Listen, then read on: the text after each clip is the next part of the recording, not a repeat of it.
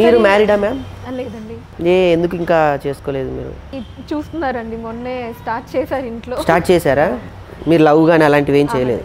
ఎందుకు ఇప్పటివరకు మీకు ఇంత అందంగా ఉంటారు, ఎందుకు ప్రపోజల్స్ రాలేదు? ప్రపోజల్స్ వచ్చాయా? ఎందుకు ఒక్కటి ఓకే చేయలేదు? నాకు నచ్చలేదు. ఎందుకు నచ్చలేదు అంటే ఒక్కొక్కరు తీరు, నాకంటూ కొన్ని స్పెసిఫికేషన్స్ ఉంటాయి కదా, క్వాలిటీ. అమ్మాయిలకి ఎదవలే నచ్చుతారని టాపిక్ ఒకటి ఉంది. అవునండి, ఇంకా ఎదవరు నాకు ఎవరు నచ్చలేదు.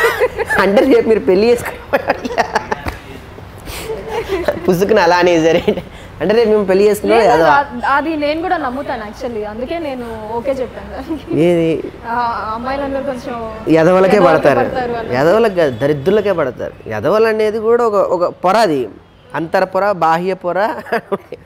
ఆ పొరలో ఇంకో డౌన్ ఒకటి ఉంటుంది. సో ఇంకా మీరు ఎవరిని ఓకే చేయలేదు. వెరీ నైస్, మంచి మంచి. నాకు ఆశ్చర్యంగా ఉంది ఇప్పటివరకు మీరు ఏ అబ్బాయిని ప్రేమించకుండా ఉన్నారు అని అంటే. నాకు ఎందుకు అలాగా ఒకళ్ళ జీవితం నాశనం చేయడం ఎందుకనా? ఎగ్జాక్ట్లీ, మంచి పని చేసావు తల్లి, ఒక జీవితాన్ని కాపాడాను కదండి. రాకేష్ గారు ఒకసారి, ఇది నా ఇంటర్వ్యూలో లేదు, మీ ఇంటర్వ్యూలో ఉంది. మీరే ప్రమోట్ చేస్తున్నారు, బాధ్యతను మీరు తీసుకున్నారు మీ భుజాల మీద. ఎలాంటి అబ్బాయి కావాలి మీకు చెప్పేస్తే మా జబర్దస్త్లో ఉన్నారేమో చూస్తా. మనం ఇంటర్వ్యూ అయిపోయిన తర్వాత నేను రాసిస్తానండి 2 పేజీలు.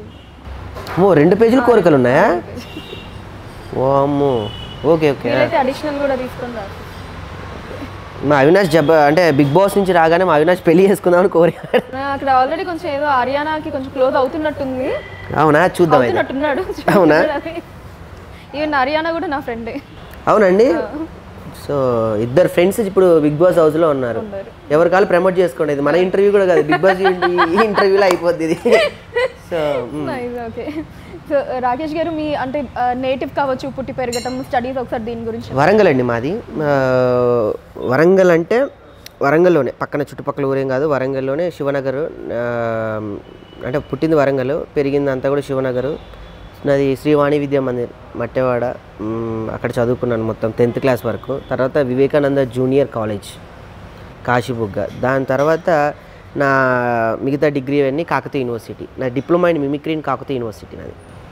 సో మిగతా అక్కడ కల్చరల్ కానీ మొత్తం కాకతీయ యూనివర్సిటీలో చదువుకొని మంచి కమెడియన్ అవ్వాలని చెప్పేసి మిమిక్రీ ఆర్టిస్ట్ అవుదామని వచ్చేసాను. దాని తర్వాత కమెడియన్ అవ్వాలని. ఇలాంటి ఇంట్రెస్టింగ్ వీడియోస్ కోసం తప్పకుండా మా ఛానల్ని సబ్స్క్రైబ్ చేయండి.